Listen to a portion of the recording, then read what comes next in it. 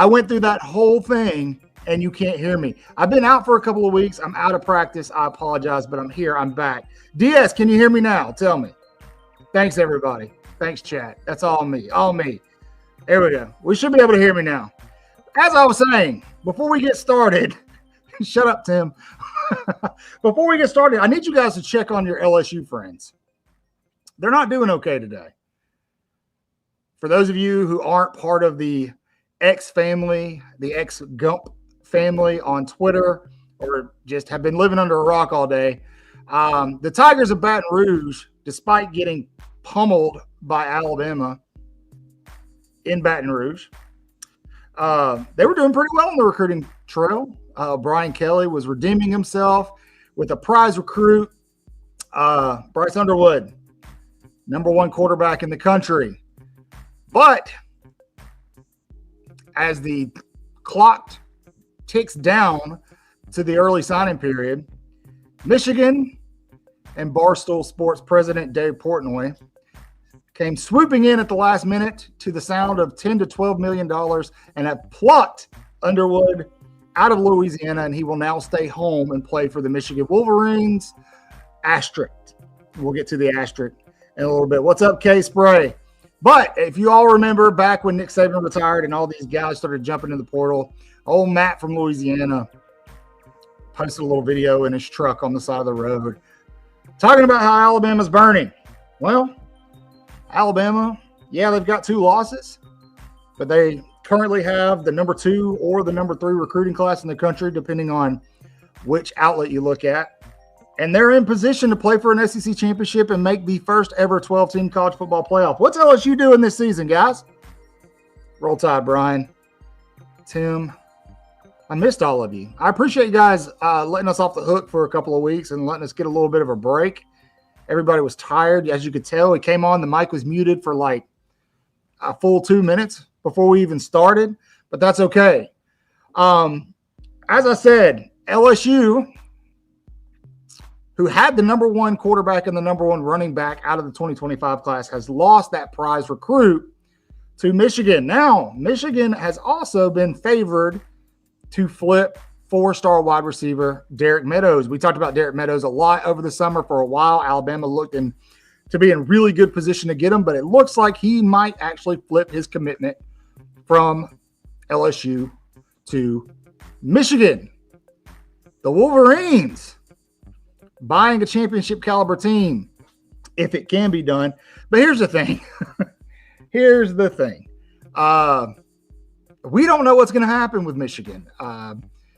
There is everybody who's been around college football the past couple seasons. They know the Connor Stallion story. They know what happened there. We just saw Jim McElwain, former Alabama offensive coordinator, retire out of Central Michigan. And so there's a big question mark there with Michigan and what's going to happen in the next couple of weeks, possibly with sanctions. There could be looking at postseason ban. They could be looking at scholarship reduction. There's a lot of things that could happen because of the Connor Stallion situation in Michigan. So it makes me wonder, like, who is looking out for the interests of these kids? Sure, $10-12 million is life-changing. I personally can't imagine paying that for a high school football player who's never played a snap of college football. But when it comes to Michigan, going there, committing there does come with an uncertainty because we don't know what's going to happen with the sanctions going on there. We don't know if Michigan's going to be allowed to play in a playoff, if they're going to be allowed to play in conference championships, what their recruiting is going to look like in the upcoming couple of seasons. We'll see what happens. But I worry that a lot of these kids are being fed a lie about what's really going to happen. And to K-Spray's point, I agree with you. Great classes don't always equal great results. We've seen that. Texas A&M and Jimbo Fisher being the most obvious example. But we saw it this year with FSU. FSU, they went in the offseason. We're going to get to Ty Haywood. What's up, Zach? We're going to get to all those guys. Just stick around. We're going to get there. FSU, first of all, they pillaged Alabama's roster after Nick Saban retired. They're playing with a third of their roster are guys out of Tuscaloosa. And they did this to a lot of people. I'm pretty sure that when Nick Saban kind of was talking about head coaches tampering or coaching staffs tampering when they found out he was going to retire, FSU was one of those schools he was talking about. But look at what FSU's put up on the board. Now, I'm of the philosophy that it's extremely difficult to build a long-term championship contending program by buying players. You can't just spend money to do it, right? If that was the case, then in the NFL there'd be a lot more parity than there is. But then you stick an Ole Miss in there to kind of as an outlier. I don't know, to kind of poke a hole in my argument. But we'll see if Ole Miss is just caught lightning in a bottle this year. So I don't know what's going to happen with Michigan. Now, there's a lot of guys who, if you follow social media, if you're on the message boards, if you're following On3, you would be led to believe are on the fence when it comes to their current commitment to Alabama. And a lot of these kids, two of them specifically, are Alabama guys. They're Alabama commits. Michael Carroll, Ty Haywood. That's what everybody wants to talk about, what everybody wants to hear about, Jeff. Everybody wants to talk about Michael Carroll, Ty Haywood. Alabama's already had a couple of flips. And we're going to talk about Caleb Cunningham in a minute because that one's very interesting to me. But you got some theories on that one. I think we share the same theories. So let's start with Michael Carroll, offensive lineman. If Alabama's going to lose Michael Carroll or Ty Haywood, the guy that I think Alabama doesn't want to lose is Carroll. The guy that I think Alabama is less likely to lose is Carroll. He did take a visit to Colorado. If you buy into the VIP stuff for On3, there was an article posted today that if you could actually read it, stated that Carroll was like, hey, look, they did a great job at the visit, but I think I'm staying home. I think I'm staying with Bama. Now, same thing with Haywood. What's interesting about Haywood is Michigan, according to Haywood, has always been in the mix. Now, a lot of you are worried about Haywood because you saw a certain post by Recruits Bama. I love Recruits Bama, but I will say I know I'm in some chats and things with the person that runs that account. And I don't think that prediction was made based off of any inside information. I think that prediction was made emotionally. I could be wrong. We may wake up in the morning and Haywood says, hey, screw it, I'm going to Michigan. But to say that he's going to go to Michigan because Bryce Underwood went to Michigan doesn't make any sense. It doesn't hold any water. If that's the case, why wasn't he committed to LSU? Why Underwood was at LSU? I don't understand that thought process. I don't understand the logic there. And he's and Keelan Russell's better than Bryce Underwood anyway. Yeah, it's not like Alabama's got some scrub coming in at quarterback. It's like, the cupboard's bare. Yeah, I mean, Keelan Russell's the real deal. You could make a legitimate argument, and I'm not saying this as an Alabama fan. I'm saying this as a football fan. You could make a legitimate argument that Keelan Russell might be the best quarterback to come out of the 2025 class. I think there's a pick all year. Yeah, there's two or three guys that you can make that argument for. St. Cloud, I believe is his name. Is it St. Cloud? Or I can't remember. We've been talking about these guys so much. Obviously Underwood, Keelan Russell.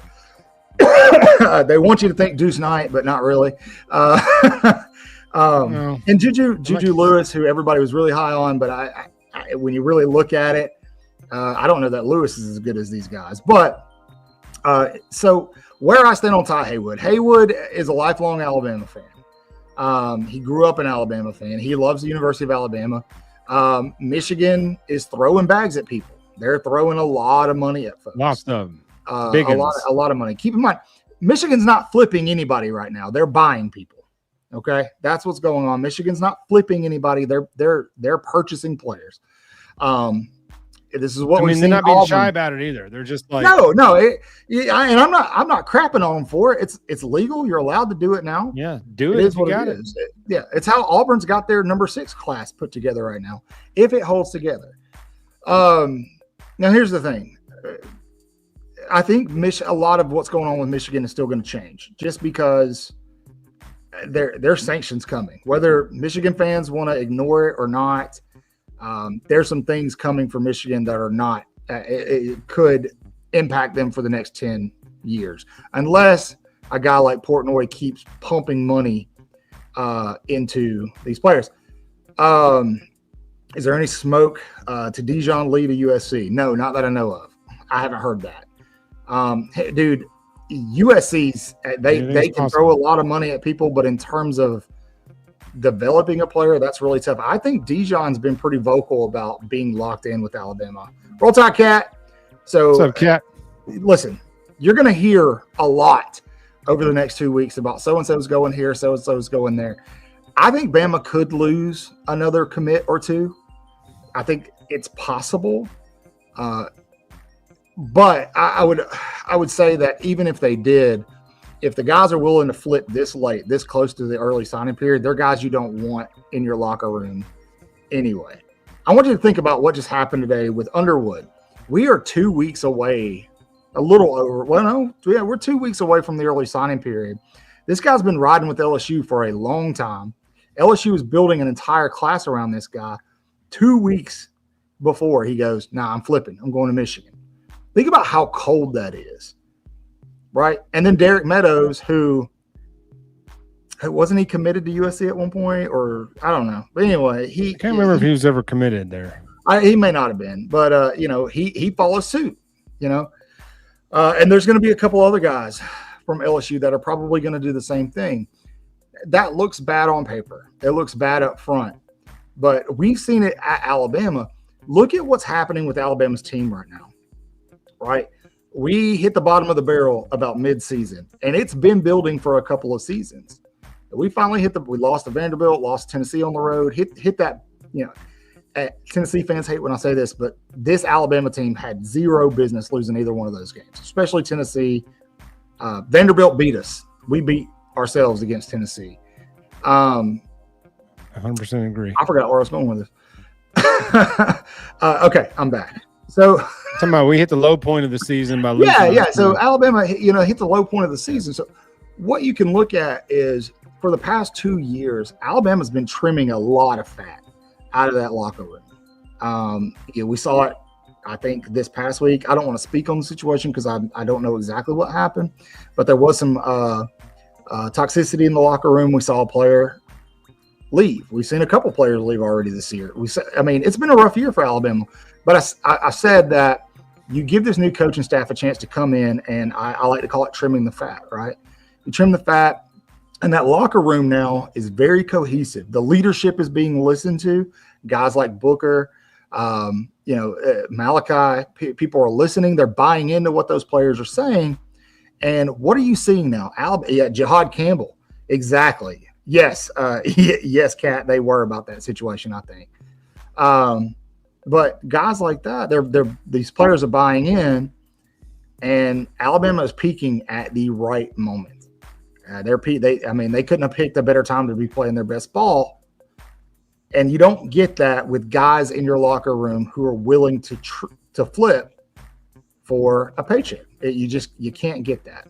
Am I right or wrong, Jeff? Well, it's impossible to build any unity like that if everybody's just being a hired gun. And that's what these are now, these 1 year deals now. Now they hit the portal and they're like, who wants me? Yeah. Even if they're like the starting quarterback and have a good year, Kyle McCord, they go in the portal.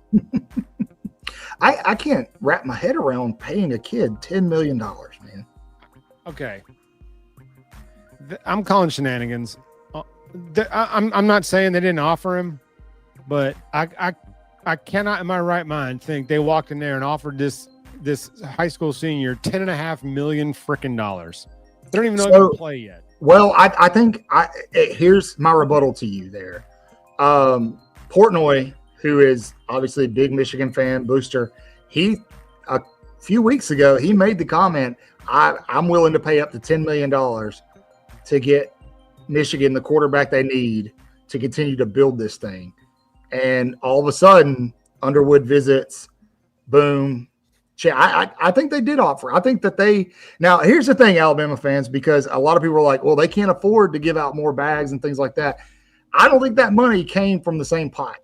So Michigan still got some money. Okay. I might be wrong, Jeff, but Lance may be onto something here, because I was just about to say, what's stopping him from portaling after a year and getting, you just paid him $10.5 million. What if he comes in, he sucks, and he portals, or even if he's good and he enters back in because you can get another bag.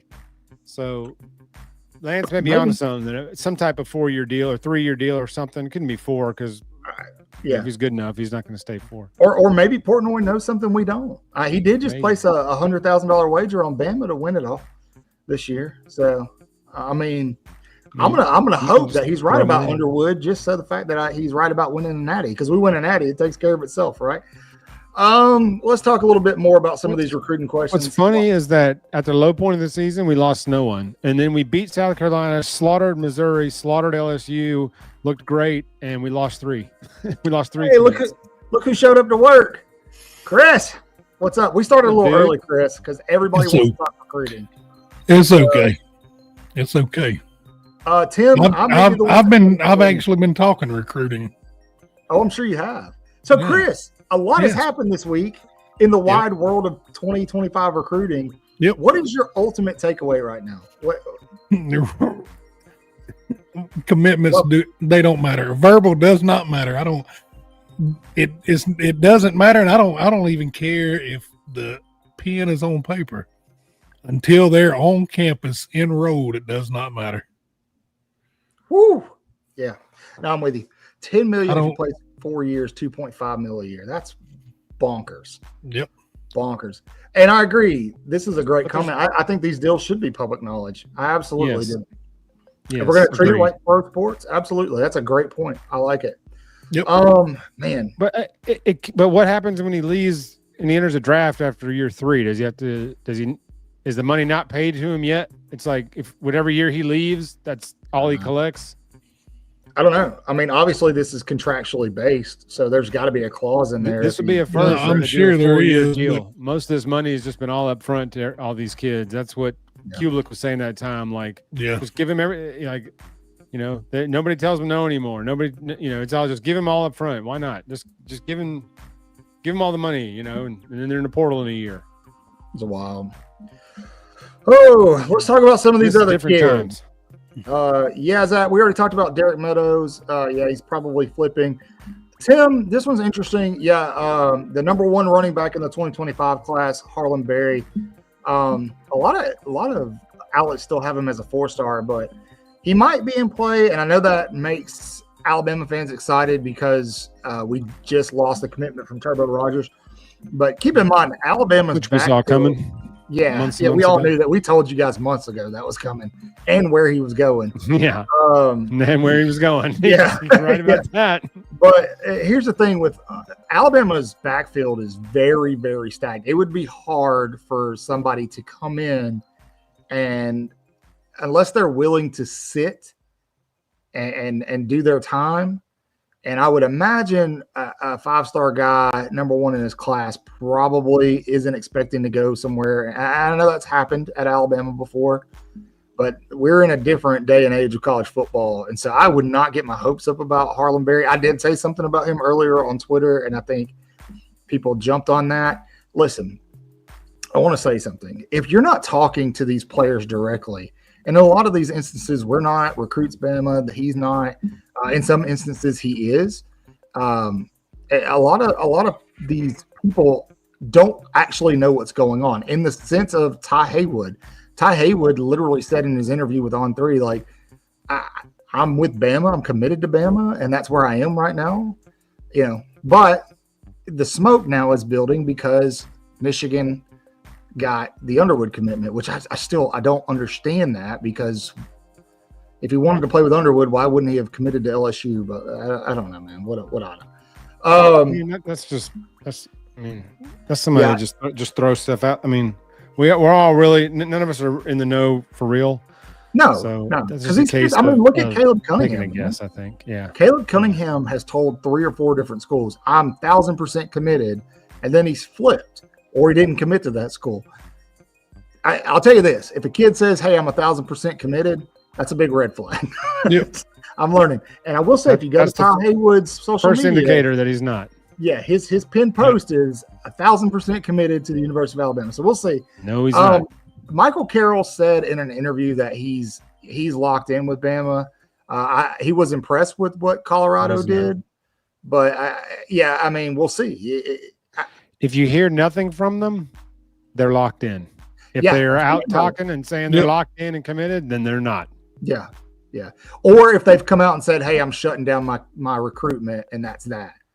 Keelan Russell, Duke Johnson. Who else has done that so far for Alabama? London Simmons, KD, or a lot of guys have done that for Alabama. Come out and said, "Nah, I'm good."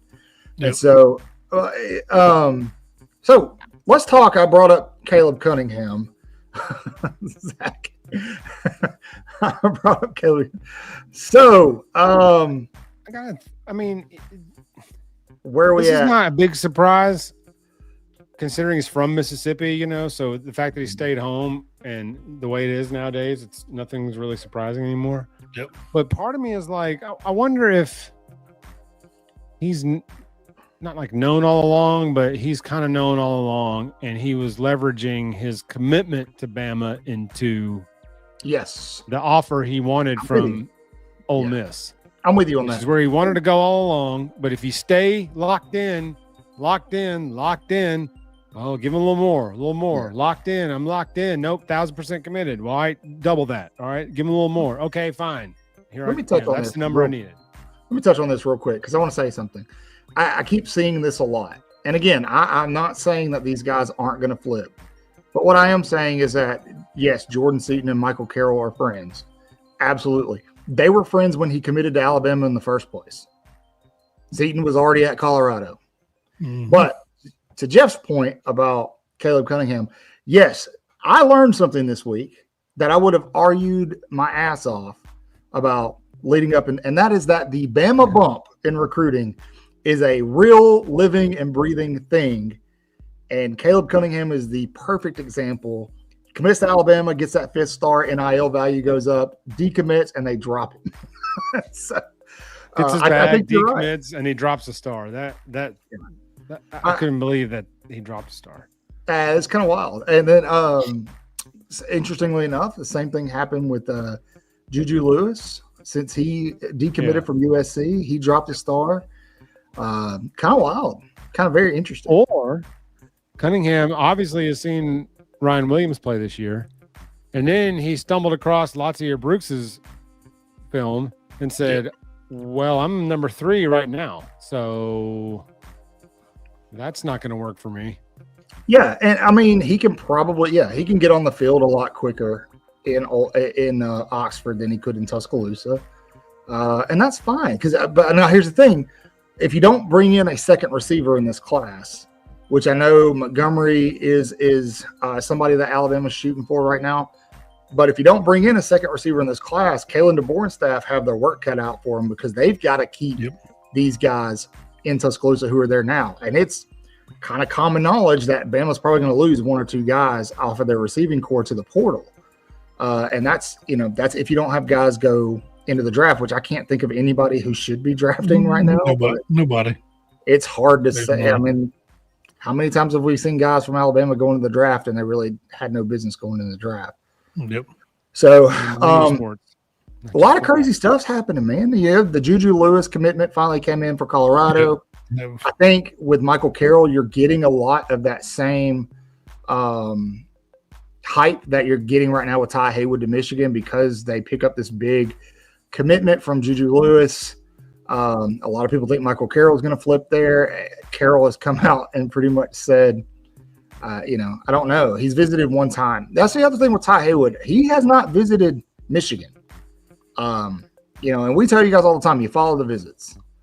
So, how many visits do we have in Iron Bowl weekend? Do we know? Hopefully all of them. So, yes, I said that earlier on social media. Somebody already said it in the chat. Everybody who's verbally committed to Alabama right now needs to be in the Iron Bowl. And then you need to bring a lot of guys in. So, chat, here's what I want you to do. Yes or no, is Alabama going to lose another verbal commitment to a flip? Just yes, no. Possibly. You can tell me who you think it's going to be. Keep in mind, a lot of these guys are Saban's list. And so these guys might be trading out, so to speak. Probably. I'm not saying they're saying they're trading this guy for this guy, but I'm just saying these flips are also, remember, these are Saban's no, Scott, list he's that he not. basically handed DeBoer when he got there. He's not going to Michigan this weekend because he has a playoff game. So I don't know that he's going to be able to get to Michigan before the early signing period. Sam says no. More than likely, but I don't know who at the moment. J-Bake says J-Bake definitely thinks it's going to be Michael Carroll or Ty. Yes, I didn't Lance is remember on they've never called. That's possible, Lance. A lot of these guys. DeBoer got the running back he wanted. Yeah, it was AK Deer. That's the guy that can go. go. I mean, AK Deer's right up there with Harlem Berry in terms. He's the number 2 back, and I think they could possibly be interchangeable. So but it's a scheme fit too. He fits. Yeah. He can step into this scheme, I think. Yeah. Anyway, we're gonna get to playoff talk, Caleb. We're talking recruiting. Well, I know we're talking recruiting, but has anybody talked about Keanu leaves? No, this is true too. Carroll's going to be at the Iron Bowl. No, I don't know what you're talking about. So bring it on. Who's that? You don't know about all the rumors circulating around Keanu Cott leaving? Oh, that's horse bleep. Yeah, I don't want to get. People are running with that. I'm not even entertaining. Yeah, I don't want to get too deep into that. Well, you know the reason why he got suspended, right? No, I don't know if I can say that word on YouTube without getting suspended. But don't. He got caught with a pew pew. With a get. Yeah, a gack. Well, that's always good. I mean, okay. Yeah, it's not the first time. New rule now because they don't roll out the house naked, man. Yeah, don't let people run around with that damn showed him his pee-pee to people, especially the coach's daughter. Oh, that poor kid, man. I can't believe it. I mean, like I said, we aren't even entertaining that. That's stupid. No, it's all dragging that guy's over. Name. I will say, all over the place. If you're an Alabama fan that started that rumor, you're the reason guys like he deserved media. Well, you're the reason guys like the OC that was supposed to come with him decided not to come because of fans like you. So Ryan Grubb, whoever started that sucks. What do we do to get a bigger NIL? Here's the thing with NIL. This is a good question. I like it. Richer alumni. Break this down for you. Nobody has unlimited NIL except maybe one. So, I think it's in Michigan apparently. It's even limited there. Well, I think here's the thing with NIL. There's two things that you have to consider. First and foremost, it is very hard to go out, buy a bunch of players, and build a team that's going to be championship caliber. We've already talked about that. The second thing is with NIL, there's two different ways you can approach it. Okay, you can either do what Auburn's doing right now, go out and blow your load on one class and hope that class performs well enough to kind of sustain other classes down the road. Or you can strategically budget out your NIL. Here's the thing with Alabama, and I can't remember where I saw this. I'm completely still in this, but somebody had a conversation with guys like Courtney Morgan about Alabama's NIL, and Alabama's not going to pay somebody more than they're worth right now because they're strategically planning out their NIL. Alabama does not have the strongest NIL in college football. No. We know that. That's okay right now. People can, sub to things like Yay Alabama, things like that. That helps. I think what's more important, though, is that fans support these player-led businesses. So like the New Wave podcast, right? I think it's very important that, Bach and Ryan Williams get the support from the fans there because what they're building a multi-million-dollar sustainability model, right? They're building a sustainable resource for themselves outside of football. I can give Ryan Williams $10 million, but what does he do when it's gone? He's still got his podcast to fall back on. It's going to do way better, and the longevity is going to be better than the Hawk Tua girl. And so, that's the deal with NIL, man. You have to be smart about how you do it if you're not, if you don't have Nike money or like that coming in. So, Chris, that he did not DM DeBoer. No, Chris, that's a complete. That's what we just went over that. Thanks, AK. We just got here. Okay. Yeah. Anybody believes that I got some oceanfront property to sell you? I want to sing it, but I can't. That's AK Deer in the chat, by the way. He's our guys. This is the AK deal. It is him, AK. Follow his Confirm lead. commitment right now, AK. Just so Yeah, everybody thank knows. you. Tell him you're locked in and you're shutting down your recruitment. But much like AK Deer, we need you all to do the same thing. Leave a comment, like the video, subscribe if you're not subscribed. Follow us on Twitter. That would be X for this new gen. Awesome. At Waaaay Offsides everything.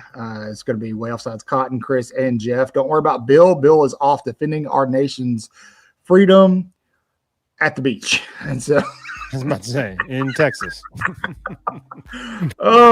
Anyway, so the recruiting world's crazy, guys. A lot. We've been telling you guys, even when Alabama had the #1 class, it's not going to stay that way. It is constantly fluid, especially in today's era. A lot is going to change. That is going to continue over the next 2 weeks. If you can't handle it, unfollow Hayes Fawcett.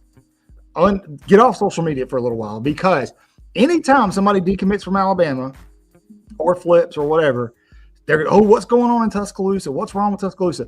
Guess what? No matter what's happening on social media regarding recruiting, Alabama plays a damn game on Saturday on the road at Oklahoma, hoping to keep their playoff chances alive. So maybe we focus on that, because we owe Oklahoma. Okay. Yes. Because Tyler friggin' Watts and his backwards pass in 2002, as we were driving down the field to tie or win the game, and Watts goes reverse pass, and the guy scoops it up and scores a touchdown. We lost by 10 in Norman. And then Fran left in the offseason to go to A&M. Like that, I had never been so mad in my life watching that Oklahoma game. And Watts has, to this day, never addressed it. Didn't address it in the post game that night. Hasn't all these years listening to bloviate on the radio. He's never once addressed that play, and I'm sick of it. And every time I hear his voice, all I hear is that play, and I don't. You okay? So yeah. Some wounds don't ever heal. Okay, Garrick Dieter dropping the only pass we threw him all year in 2016. Yeah, that wound is wide open, gushing blood. Tim's with you. He vividly remembers that play. He knows what's up. So you talking about the Oklahoma game? Yeah, I think Tim. Yeah, if you're talking about the Oklahoma game, yes, because Bama onside kicked it that game. Fran did an onside kick that game that we got, and man, we were cooking, man. And Oklahoma was up 3 late in that game, and we were driving down, moving the ball, and we're going to kick a field goal to at least tie it or try to win it. And Watts went. Guys, chat. What's your moment? What's your moment? Yes, your Alabama football moment that just never quite healed right? And don't say kick 6, because we all know that one sucked. But what's that moment in your gut that just never quite healed? Chris, I know you've got a good one. Slap hand. What's yours? Tyrone Pro-Throw. Oh. Why was he in the game? I have no idea. You're up 30. What is it? 33-3 at Florida. 31-7. We were up. Yeah. Okay. Whatever. Same thing. I'll see you in the game. Oh, that is a good one. And the whole offense went right in the tank because our offense was cooking that year. Yeah. And then he went in the tank, and we had to grind out every game after that, and we couldn't beat LSU because we couldn't score. Remember that bowl game? We scored a touchdown like on the first play, and the final score of the game was 10-3, I think. Yeah. I think for me, it was the Clemson National Championship, having to watch, not the Trevor Lawrence year, but having to watch 2016 Watson just go straight down the field. And there's nothing you could do about it. You just knew it's because of that. Garrick Dieter dropped the freaking ball. I know. I know. That would have bled another 2 minutes off the. I know. And then that stupid pick play. Anyway, okay.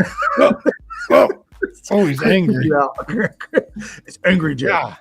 Yeah. He's an angry things, man. I get way too into these things, but yes, I'm with you in 16. I'm a real boy.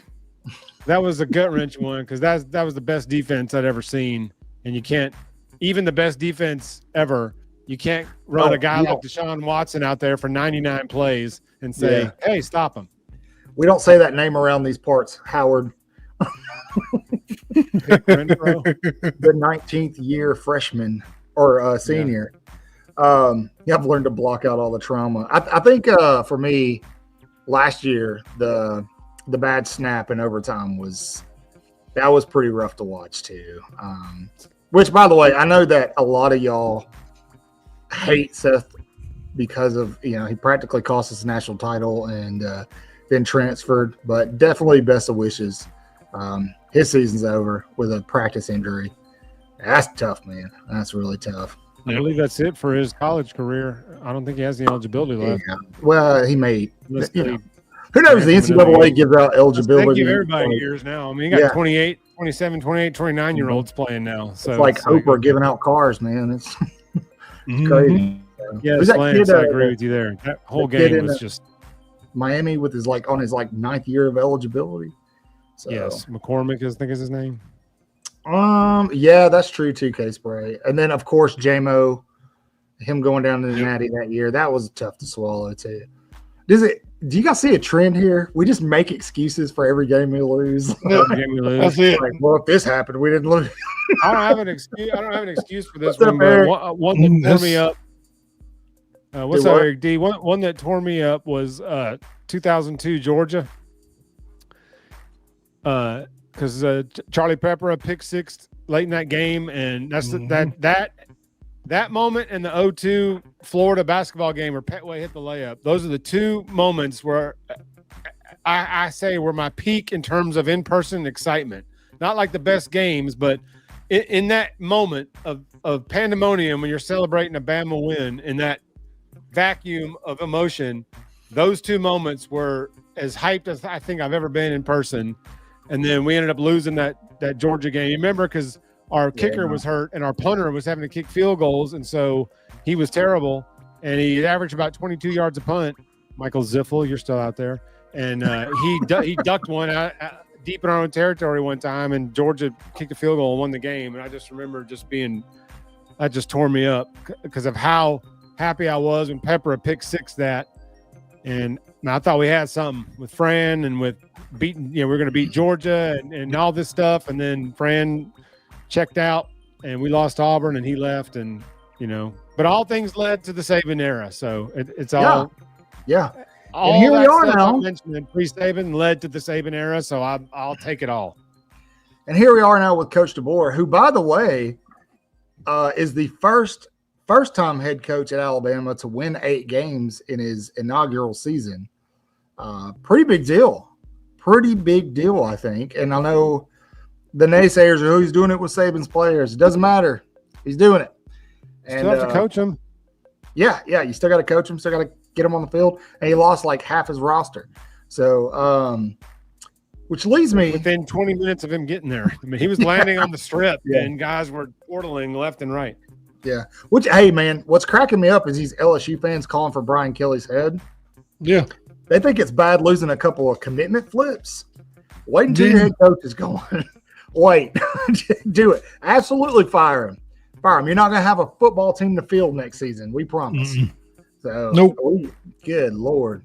I think Alabama fans still have PTSD from Hayes Fawcett and those flip graphics. Yeah. There were nights where I was texting Chris. Never going to stop. His graphics lately, they've just fallen off. They are. They're just oversaturated pieces of garbage. Yeah.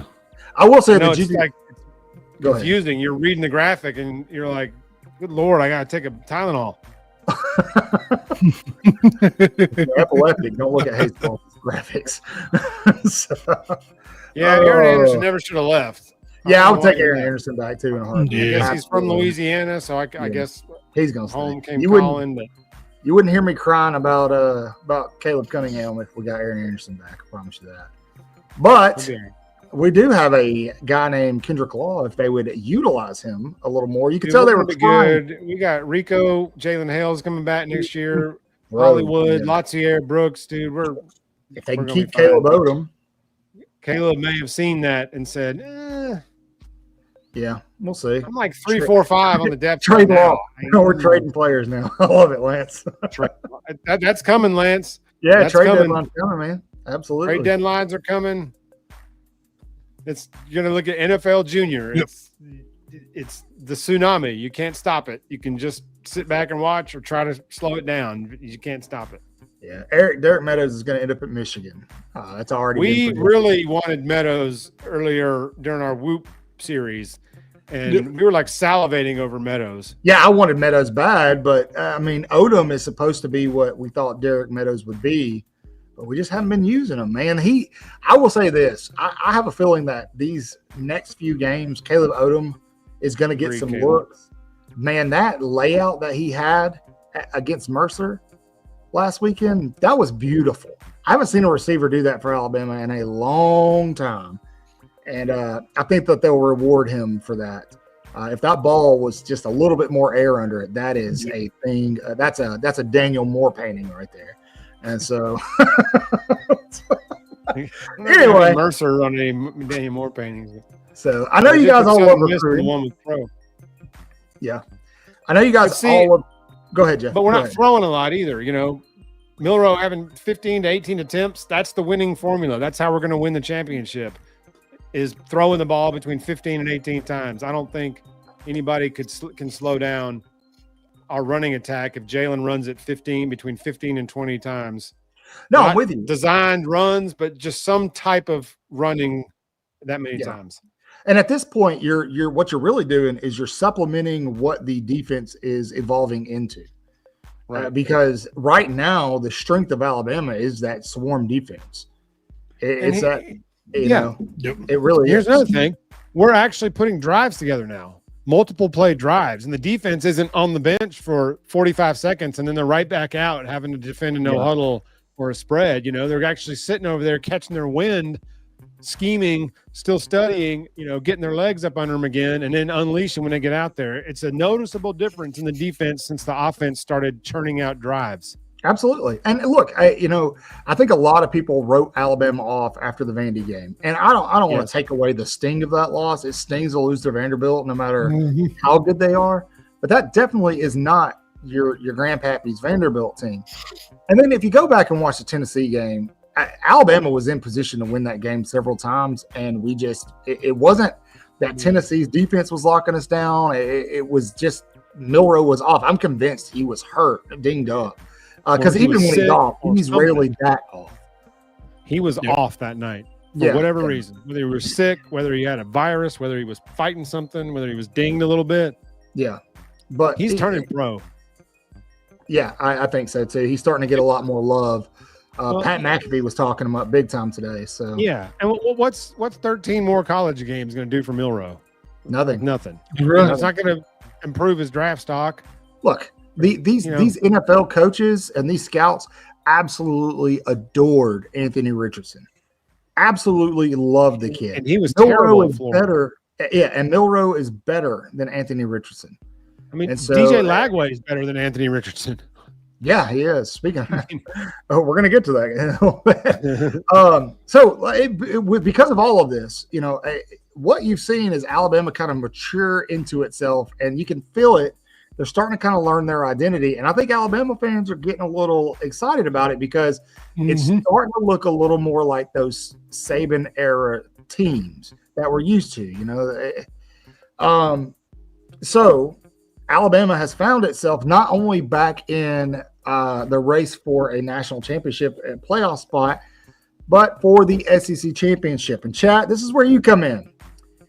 I know there's different philosophies here. If Alabama goes into the SEC championship and loses to Texas as a 3-loss team, not if you think, I don't want to hear if you think, because I know we all think they should.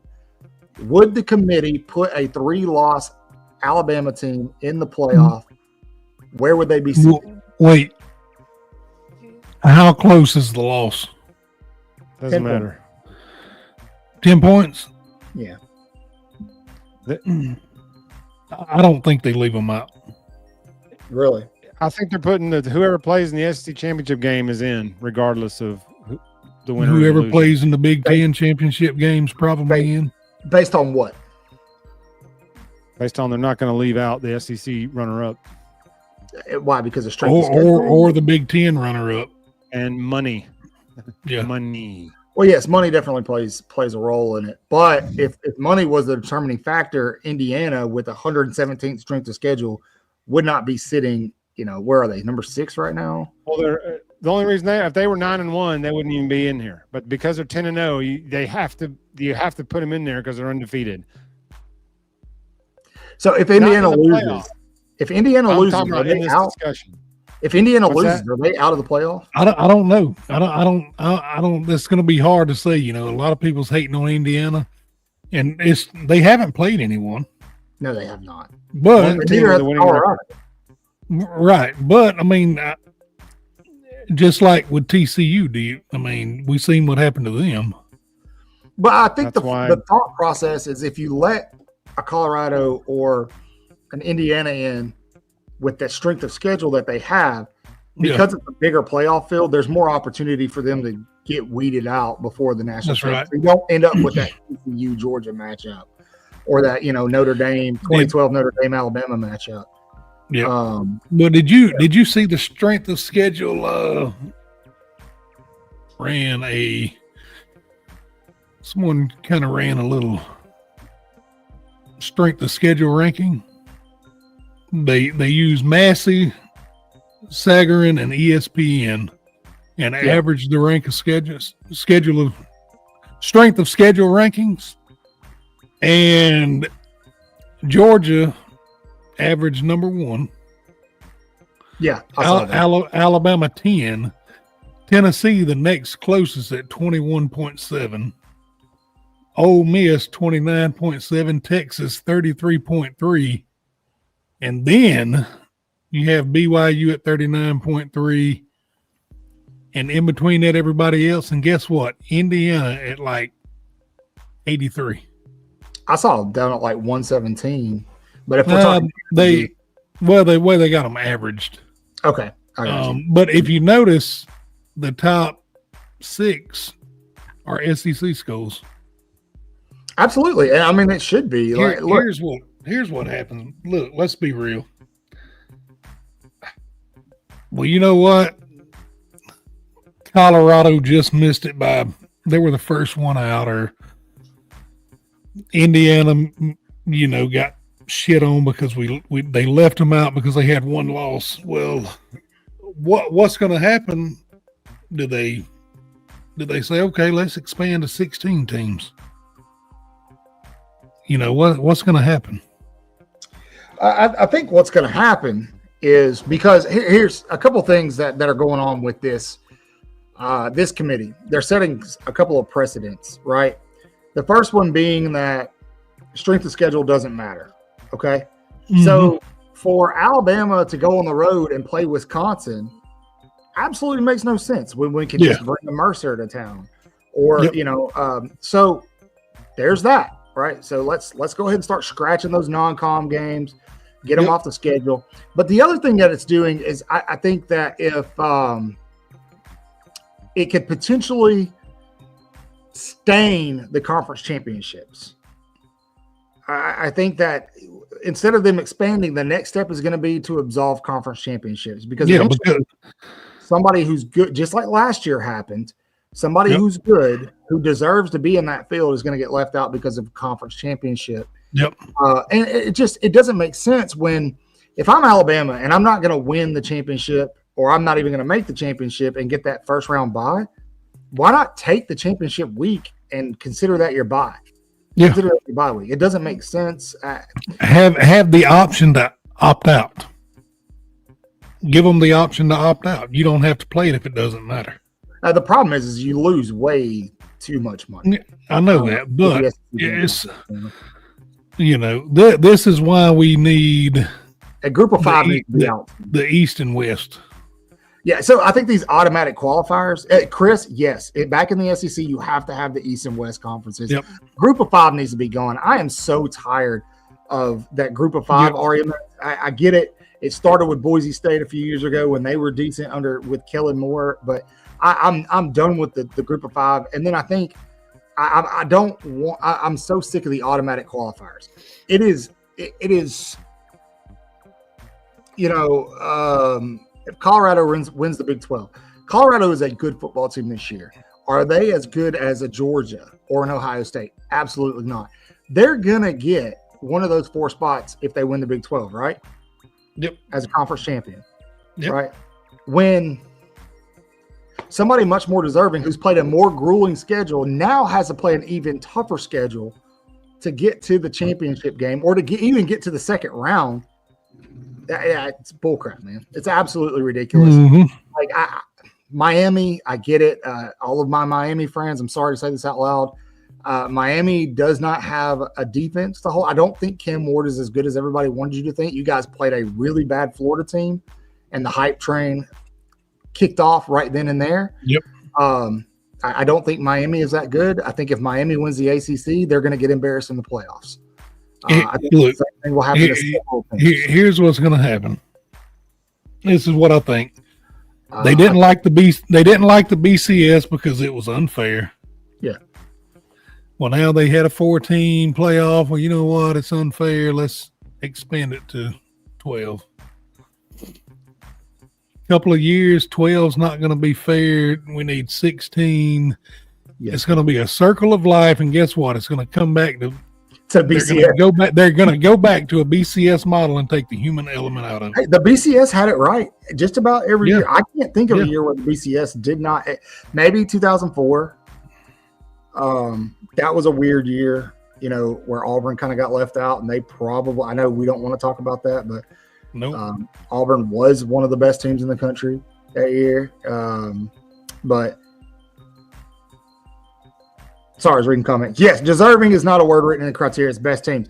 And they did that last year. And they got it right last year, I think. The year before that, not so much. With the 14 playoff, the problem is right now this committee, it's like they're not even watching games. They don't understand that not all conferences are created equal. The Big Ten right now is Ohio State and Oregon. One of the next best teams in the Big Ten, Alabama, in week 2, 3, went up to their place and beat the brakes off of them.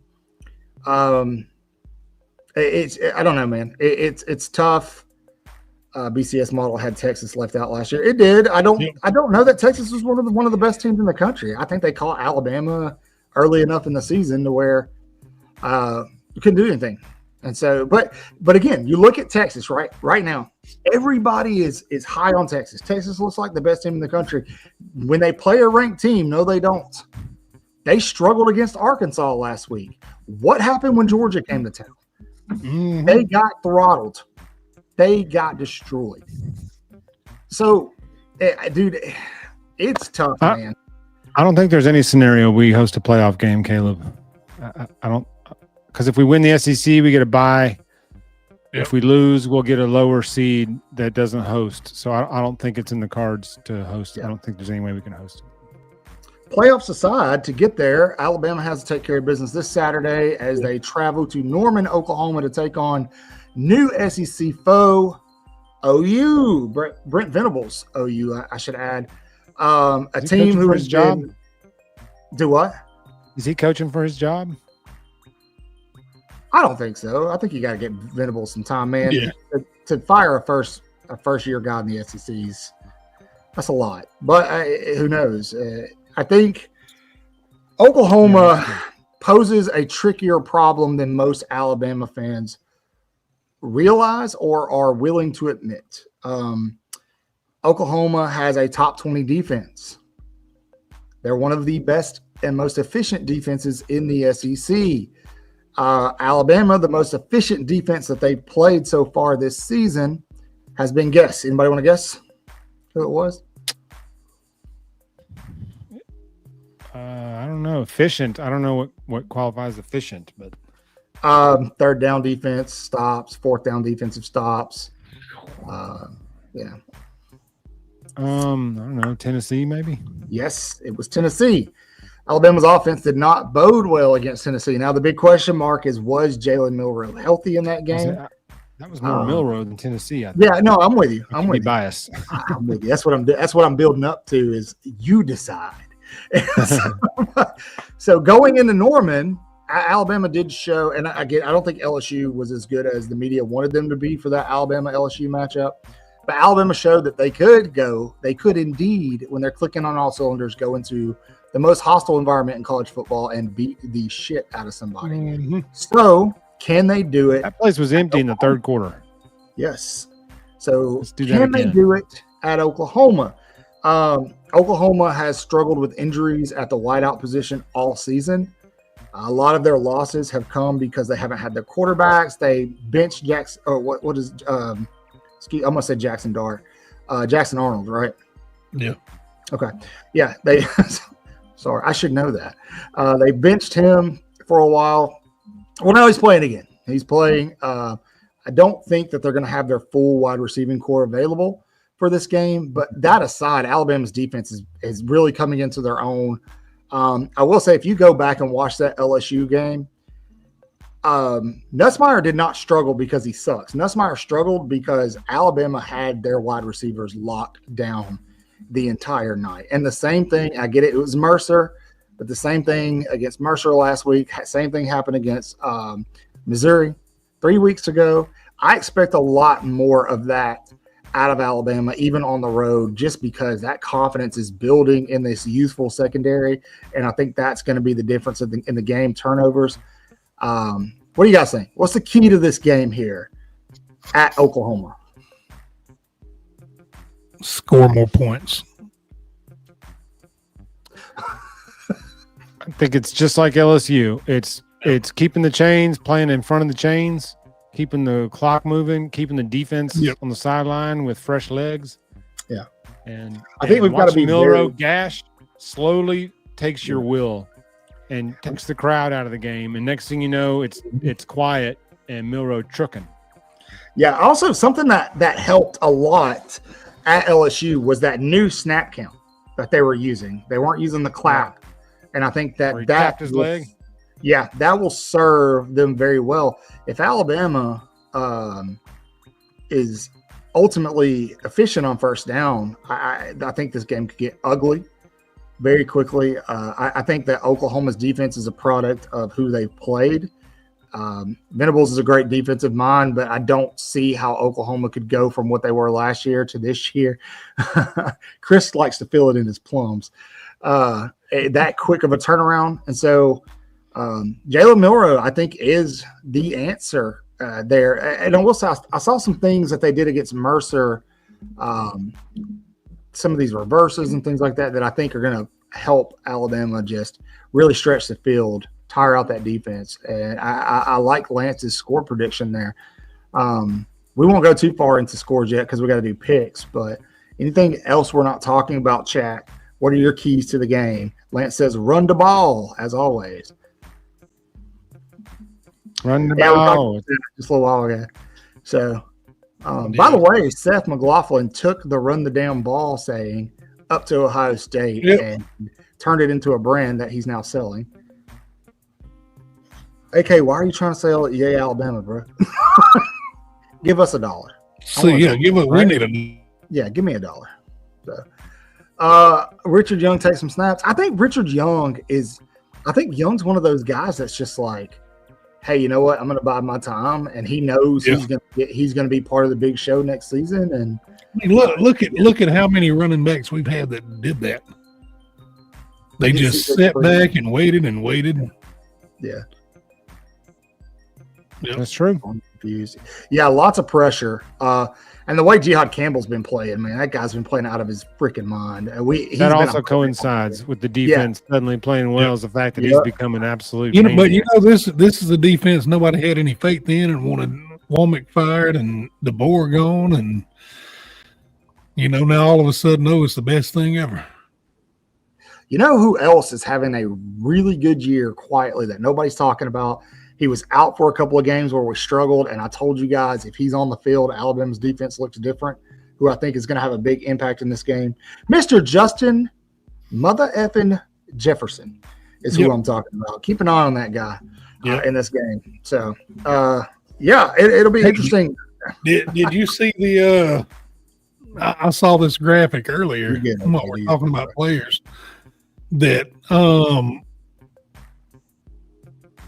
Bray Hubbard and Malachi Moore are apparently like one of the only pair of safeties that are ranked in the top 10 on the same team.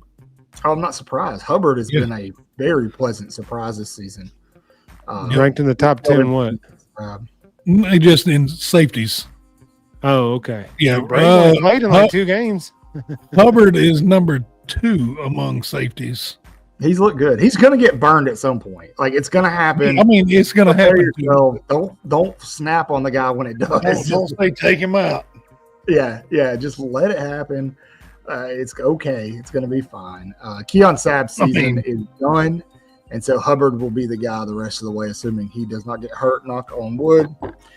I know the guy hits the freight train, so it's like they got to give him that Reuben Foster neck roll if he keeps laying people out. Yep. He does kind of have that throwback. He's Vinny Sinceri if Vinny Sinceri had pass protection. And so I always felt like Vinny's name was run support. So I thought he looks bigger than Vinny. Championship if they win out. It's likely if Alabama wins out, there's a very good chance that they will play likely Texas in the SEC championship. And look, I would almost say Alabama's locked in. As long as they don't lose another game. Yeah. Well, we have 2 games left. Not locked into nothing yet, just yet. I hope they're not saying that in the locker room. just wait, AK. We're working on some things. Michael. Yeah. So that's true, AK. We are back up to being remonetized. That'll be taken care of here in the next few days. So if you want to give us money, we will take your money. So anyway, just kidding. Not really. Anyway, I buy that for $1. Mm-hmm. Ooh, all right, guys. RoboCop reference there. Yeah. We need to make some picks. I'd buy that for $1. You kind of look like him, Jeff. I actually watched that movie not too long ago. That's a classic. Really? I love that movie. Eric. I've given up. I don't care about Caleb Downs anymore. He's gone. He's dead to me. Yeah. Poor Peter Murphy. Peter Murphy got killed. They brought him back and made him go to work. Case spray with the comment of the night. That's a different show. Honky Badger was pretty funny. Call Bray Honky Badger. Honky Badger? Oh, dude. Who said that? Case Spray. Case Spray. Put that on a shirt, dude, quickly. Was that Cat that said that? Oh, there it is. Yeah, there it is.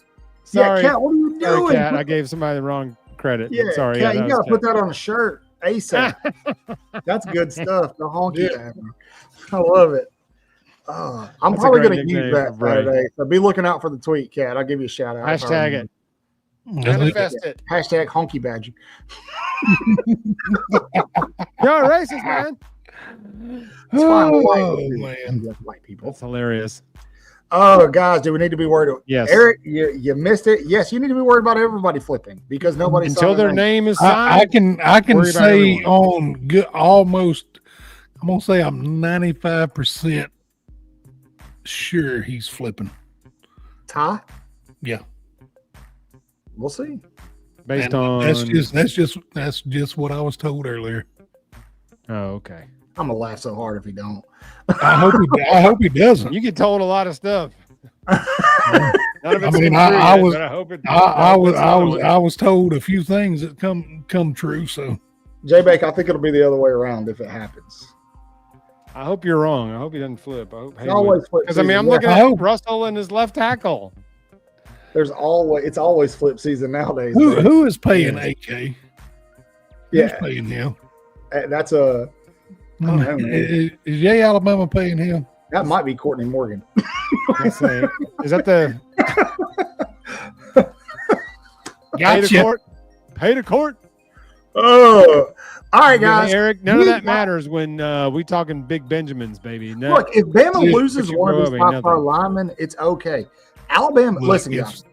Alabama is not going to finish with the number 1 class in the country. Georgia is going to finish with the number 1 class in the country. That is okay. Alabama doesn't have to do that this year.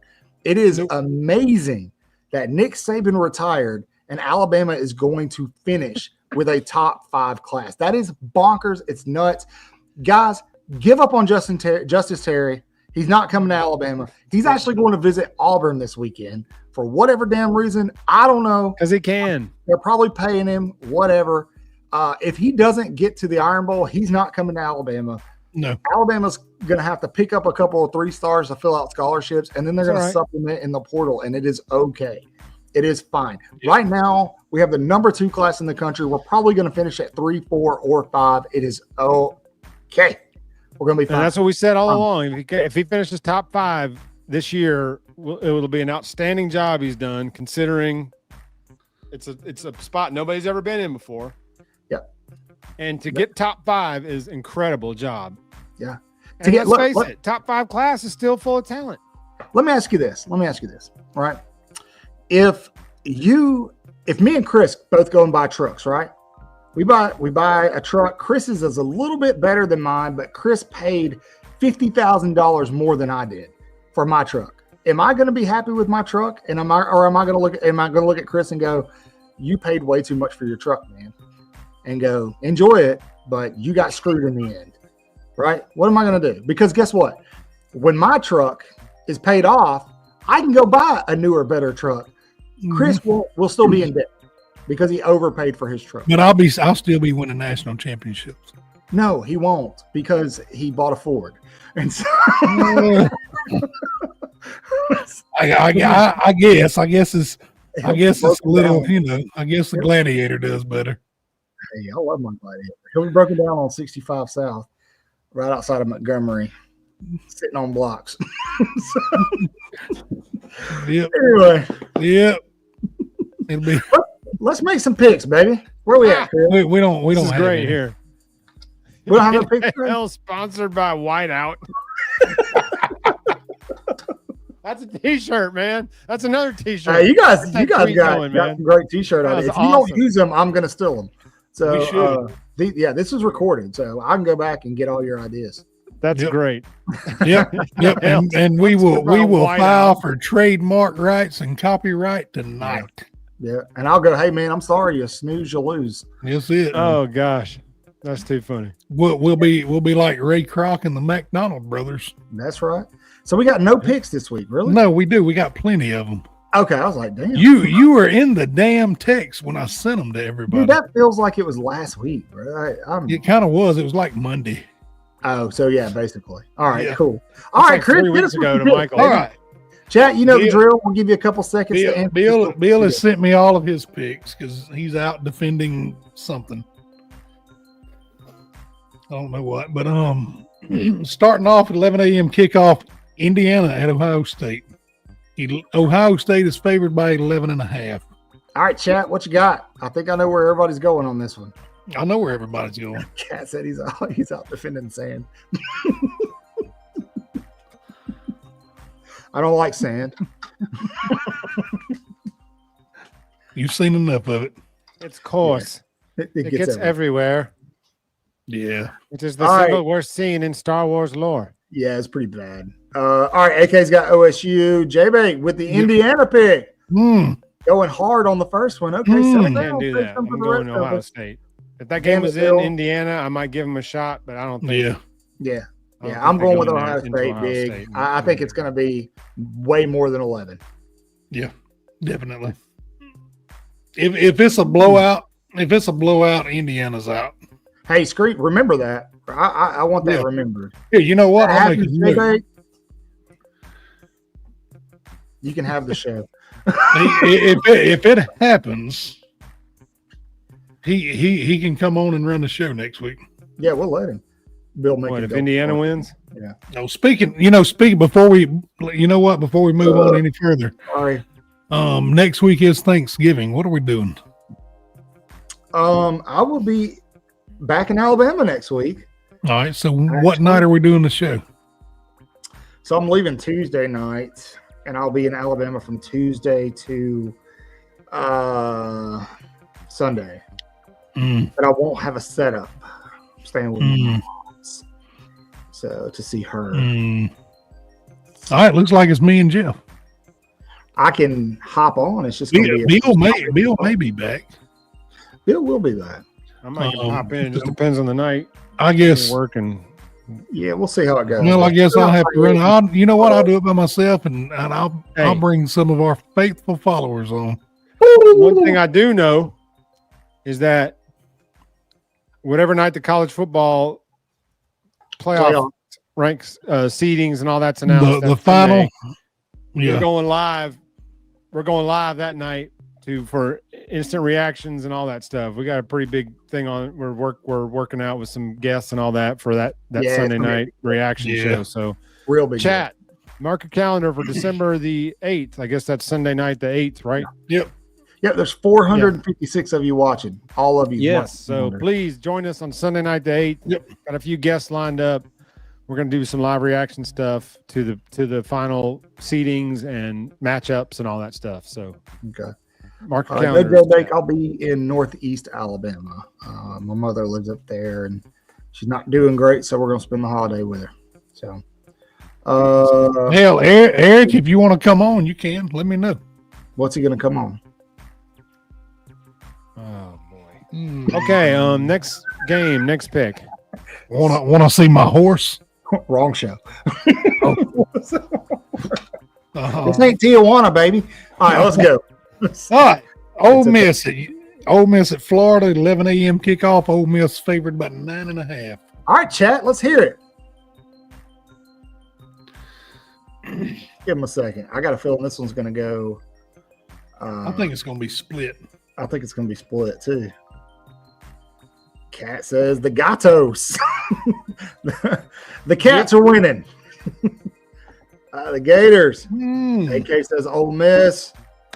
This is after dark material. It was. Tim, Florida. Lagway peeking at the right. A lot of people picking Florida. Yeah. Florida got nothing to lose, man. They got nothing to lose but play spoiler, and they fist to embrace it. You going with Florida, Jeff? The Gators. The Gators. I'm taking the Gators too. Take a look at this beauty. Oh, look at that. Well, Bill took Ole Miss, and I'm taking Ole Miss because here's the thing, man. Go ahead, Chris. Go ahead. I mean, I think Lane's got something to prove now. I don't think Ole Miss is as good as the media wants you to think. I think they might be. I tell you what, Florida's peaking at the right time. He's got him a national championship quarterback sitting in number 2. He's in that number 2 spot, man. Maybe. I think he does. That's why Caleb went. That's why Caleb flipped over there. So I'm taking the Gators. All right. Well, y'all take them. You take them. Gators do. And they're much like Alabama. Much like Alabama, they're growing into how good they are. The Gator D is growing. That's right. All right, Penn State at Minnesota. Penn State favored by 11.5, and that's a 2:30 kickoff. It's 2:30. It's at Minnesota. Yep. I think it's going to probably be closer than you think, but give me the Nittany Lions. No, I'm taking the Lions. We got to set James Franklin up to get just absolutely massacred in the playoffs. So. Yes. It's going to happen. All right, let's see. BYU at Arizona State. Arizona State favored by 3.5, 2:30 kickoff. So that'll be a 12:30 kickoff for them, or 1:30. I can't remember. I'm taking Arizona State in that game. I'm going with Arizona State. Give me the Sun Devils. The Sun Devils. All right. Shaq seems to agree with us. Yeah. Oh yeah. They're. I picked them last week. They're hot right now. They're Devils. Of course they are. Sun Devil. It's the devil. They're Sun Devils. Sun Devils. The devil. I mean, I would think they were hot. 3:15 kickoff in Starkville, Mississippi. Mizzou travels to take on the Bulldogs. Mizzou favored by 8. Chat, who you got? Is Drinkwitz a big enough douchebag to lose this game? No. I think he is, but I don't think he will. He's not losing this game. No. Yeah. No, Missouri redeems themselves. We, as an Alabama fan, we need Missouri to at least look like a quality opponent. So give me Mizzou. Yeah, same. Mizzou. All right. 6 p.m. kickoff. Cat, you're right. The Steelers game is awful to watch. Army travels to wherever the hell Notre Dame is at. South Bend, Indiana. Yeah, that's it. Notre Dame favored by 17. Bill actually picked Notre Dame. Well, yeah, because Army sucks. But yeah, I will say, you know how Bill feels about them. Isn't Army undefeated? If you guys haven't seen the uniforms that Army's going to wear, they're going to look a little quirky. I definitely suggest that you do your research. It's to honor the 101st Airborne. Is it 101st or 82nd? I can't remember. Yeah, you should know that. Sure. I can't remember which one they're doing. It's one of them. Oh, 101st. Yeah, it's 101st. Yeah. I know the difference between the units. I just don't know which one they're doing. Yeah, 101st is to honor 101st Airborne. For those of you, there's a lot of military history with that unit, especially World War II, Easy Company from 506, in Bastogne, things like that. So definitely, I'll be pulling for Army, and those uniforms look fly, but give me the Golden Domers. What about Isn't you? Army undefeated? Yeah, that doesn't mean. No. Jeff with the sinister smile. I mean, It's like they don't give Army any love, but they made Indiana a top 5 team, and they both have the same resume. What's the difference? Are you gonna pick? Are you picking Notre Dame, Jeff? Hell no. Or are you picking Army? he's going to pull a Pat McAfee. No, I'm taking Notre Dame. Notre Dame. All that just to pick Notre Dame. Yeah, I know. Yeah. Like Sleepy Joe. Yeah. All right. Is that it? All right. No, we got some more, man. Texas A&M at Auburn, 6:30 p.m. kickoff. This is the biggest lock of the season. Favored by 2.5. A&M 10 times. Wait, say it again. I said Texas A&M all night and twice on Sunday. It has nothing to do with Texas A&M. It has everything to do with Alabama. Give me Auburn. You think Hugh Freeze has spent 1 minute on this game? No chance. Give me Auburn. Been prepping for Alabama since April. Yep. And it's clear if you watch their games, you can tell they spend no time on their opponent. I'm taking A&M. What are you doing down there, Michael? Giga, he's playing with tape. Sorry. Hey, what are you doing? Hey, put it on your nose. And, remember the pig lady from that used to do the Suey videos from Arkansas? J-Bake, I think it's Auburn too, man. I don't think Auburn's good, but I think that Auburn has a really good defense, and it's a night game in Georgia. It'll be all right. They're much like they're doing with their recruiting class. They're going to blow their load and drop an egg against Alabama the following blow their load. That's right. Wasn't it a night game in Jordan Hare last year when New Mexico State with Diego went in there and won? No, I think that was an 11 o'clock kickoff. Was it an 11 o'clock game? I might be wrong. I think A&M because I don't think Auburn cares any flips about this game. I think they're all the iron ball. Who's starting at quarterback? Wigman or Marcel Reed? And they don't even know. They'll run whoever out there. They don't care. I think they don't care anything about this game. Okay. They'll go out there and play, but I think their focus is on Alabama. Mm-hmm. All right, moving on. Vanderbilt at LSU, 6:45 kickoff, and LSU's favored by 9. I think Vandy could get them. I think Vandy could give them some serious problems, but they're not going to. I will say if they were to lose to Vandy, listen here, boys and girls. Again, this ain't old school Vandy. This ain't basketball school Vandy. If it happens, Brian Kelly can go on and start packing bags because they're gonna kick his ass clean out of Baton Rouge. Pimp walk Vandy, but I'm gonna take LSU. I don't have the balls to take Vandy. I think I could easily see him winning this game, but I just don't have the balls to take him at night in Baton Rouge. I can't. No, they're not quite there. They're better, but they're not there yet. Yeah, they're better, but not there yet. Anchor down. Oh. All right, this might be the game of the week here. Colorado at Kansas, and it's a 2:30 p.m. kickoff. Colorado favored by 2.5.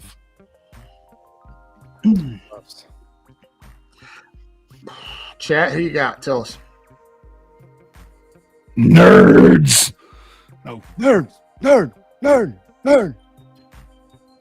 I think they're talking about us. No way. We're like the Tri-Lambs. Nerds, where are they? Delta Talking Q. about us, Lewis. No way. Oh, J-Bait. Oh my gosh, does Brian Kelly really have a $60 million buyout? Yeah. Well, don't worry about it. He'll be just fine the next 2 years. They're not moving on him. Oh, They're not going to pay that. Kansas, Mr. It's Big. Chet. Okay, he picked the Bucks.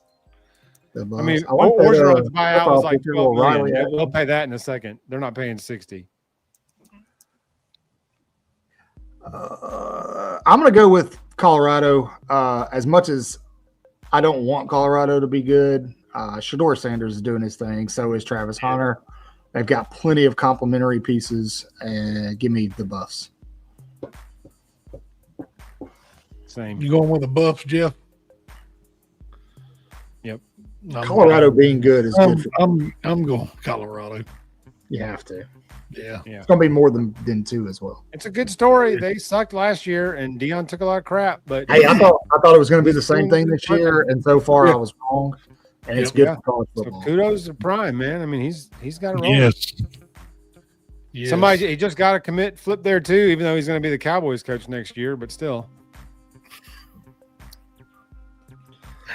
That's all the Cowboys need. They just speaking need of their getting fired, quarterback. please drop the Mike McCarthy. Is about to be on that That's it. Yep. that line. Oh, let's see. Oh, here it is. The one we've been waiting on. Bama at Oklahoma. Bama favored by 14. 6:30 p.m. kickoff.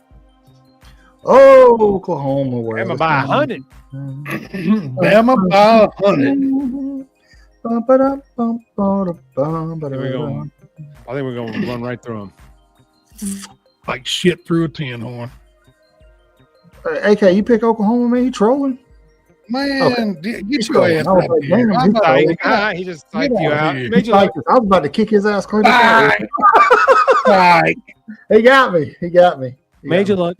I got him. Give me Bama, but they don't cover.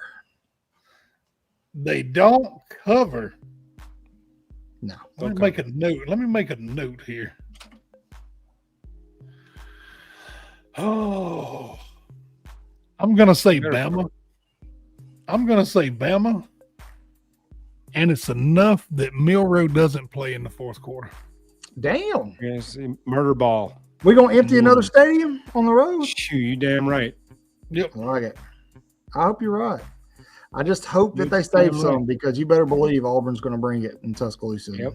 That's I why I know- think they I know they they're sell. gonna get But they're going to watered by play. A&M because their Yep. focus is only on one thing. They're gonna bring it. They're going to play like primetime Patriots with Tom Brady. Let me tell you something. We in the past, when we've played them in Bryant-Denny, we've busted their ass like we should have. It's the Jordan Hare games that are all the weird stuff and all the crazy stuff and all that. So forgive me, but I'm much more confident in this year's game because it's in Bryant-Denny. Yeah, Jeff. Hopefully, every one of them. We're not really sure yet. Visitor lists aren't completely set. No. I will say this, and I know one guy that everybody's really hoping Bama can land. I think Bama's finding themselves out of contention for is Justice Terry. If Justice Terry finds himself at the Iron Bowl, I think Bama might stand a good chance at getting it. Yep. But that's a big if. Who's the giant Gonzalez guy that the JUCO guy that's like 9 feet tall and that committed to us? What's his name? I think he's a defensive lineman. Y'all know what I'm talking about? He's humongous. There's been pictures of him. I don't know who you're talking about, but I'm gonna look it up. No. Cavante Henry. No. Is it the guy that Is it the guy I shared the other day on Twitter? Maybe. Probably.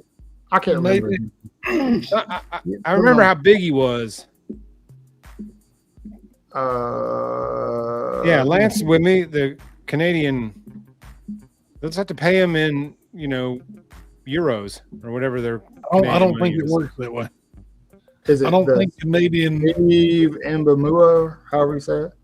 Is he a defensive lineman? I think so, yeah. Yeah, K-Spray's right. Yeah. The Oh, dude, Cavante yeah. Henry. Yeah, dude. Sorry. I just said that. Thank you, K-Spray. You said it, Chris? Yeah. I can't. I didn't know that was his I'm name, running. though, but I just remember this who I was thinking. sheer size of him. But he posted something that his recruitment was over. Like he's shutting his down. Yeah, and that makes me question whether Terry wants to commit. But Georgia's got like 8 guys locked up at that position, so Yeah, it's going to become a numbers game. Yeah. So maybe Auburn throws a really big bag at him and he commits there. He is going to visit there this weekend, so we'll see. But he'll play there day one. But Terry, because he's going to wait, I don't think Terry's going to sign until February anyway. He might. He doesn't strike me as the kind that's going to commit right after a visit like that. So the guys that are having their cake are not going to. I'd be surprised if any of them sign in December. The guys that want to be somewhere and know where they want to be, I think will sign in December. The guys that are still taking the visits and thinking about where they want to It'll be February. Where they want to go, they'll wait. Yeah. They'll drag this out as long as they possibly can. Remember, Terrell Pryor didn't even sign on signing day. He signed like 3 weeks after signing day, and it's like, come on, man. You're getting recruited for 3 years. You know where you want to play. that's true. That's true. That's what AK said. It's even worse nowadays because you're just like, well, I got till February to field offers, monetary offers. Yep. Yep. And don't forget, they can request out of those national letters of intent. And so, but I think now the deal is once this financial aid is enacted, they're kind of stuck until portals and stuff. And look, Bama's going to get ravaged in the portal again. We're going to lose some guys in the portal. Just like everybody else. Don't lose your shit when it happens. It's going to be okay. For everybody we lose, just think we're going to gain somebody. That's one spot to gain someone. And if you think DeBoer is not going to be active in portal as well, I think he's going to be very active there. Howard, you talking about DeCorian Moore? Oh. I'm not surprised by that if that's who it is, because I mean, sorry, Jeff. He's been committed to Oregon for a while. Alabama fans, for whatever reason, keep saying he was going to flip to Alabama. That was not going to happen. Alabama wasn't going to pay him what Oregon's paying because it's not worth what Oregon's paying him. I'm not saying he's not a great player, but listen, man, you screw around and spend too much money on these kids, and yeah, you might have a year or two of success, but you're not setting yourself up for success in the long run. A lot of schools are doing that right now. Auburn has a lot of money, but they can't afford to pay people like they've been doing this season for 5, 6, 7 years. They can't. They're paying too many head coaches they fired. So they're going to wait till they roll off the books. That's right. So, 2030. we got the guy that makes DeCorian Moore look good. All right, guys. Well, I think that's going to do it. Before we go, y'all know the drill. Do the damn thing. That's true, Lance. Lance is right. Jamie French fooling around and going to wind up with the leftovers. I'm watching him. I don't want to get anybody's. Is he in Texas now? Didn't he verbal to Texas now? Yeah, but he's taking visits again out of nowhere. I'd say he'll be at Florida this weekend. 2 or 3 places or 2 places, whatever. Yeah, he'll be at Florida this weekend. So just keep an eye. I'm not saying. Listen, here's the drill. I'm gonna tell all y'all this. You watch the visitors list for the Iron Bowl very, very, very closely. Follow the visits. Watch that visitors list. That's all I'm saying. If somebody's name pops up there out of nowhere, that's not a bad sign. So, but as always, you know the drill. Please do all the dang things and like and share and comment. Tell your grandma and your mama and your meemaw. You're going to have Thanksgiving this week. So while you're sitting around the table, instead of talking about politics, talk to them about Waaaay Offsides. Show them where we are. Absolutely. Steal their phones and make them subscribe. So we appreciate that too. We appreciate it. Yeah, we love each and every one of you guys. I know a lot of you are kind of our old timers.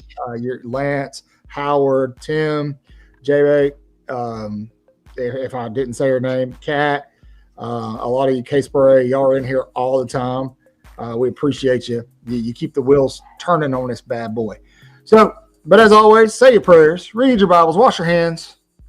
What comes next? Beat Horns LSU. Horns down.